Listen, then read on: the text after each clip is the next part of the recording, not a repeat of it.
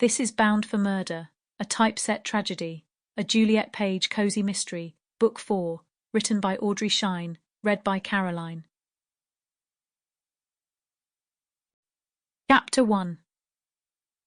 Crouching down as she rummaged under the shelf, Juliet Page felt conscious of her undignified position, and the fact that her waiting customer was getting a clear view of her backside. Clearer than the view of the rare book he'd been looking at. The grey-haired gentleman had managed to drop that book in such a way that it had slid under the bottom shelf of the nearby wooden bookcase. Getting down onto the well-swept floorboards, Juliet was trying to extricate it with the help of a plastic ruler, which was the first tool she'd grasped as she'd rushed to help. "Are you able to see it?" the customer asked.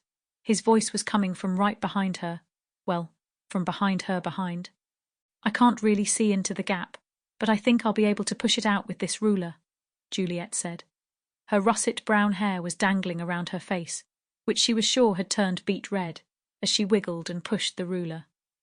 The main thing was not to damage the book. This was one of the most treasured items in her shop, Page's Rare Books and Collectibles, in the Cotswold town of Whistling Willow. It was an Action Comics book from the 1930s, featuring Superman on the cover. A collector's item that would appeal to fans of the genre. She'd nearly exploded with excitement when she'd spotted it in a dusty pile at a second-hand book sale she'd gone to a few weeks ago. Those sales were where she picked up a lot of hidden gems. This comic book was exceedingly rare, and she'd known that an enthusiast of the genre would pay top dollar for it. She'd put the relevant price tag on it, seeing that it was in good condition, despite its age. It had been in pride of place in her shop, displayed on a special lectern, which was why it had fallen under a shelf when it had slipped out of the customer's hands. Twiddling her fingers to reach it, Juliet distracted herself by thinking that comic books from nearly 100 years ago were still so pleasingly similar to today.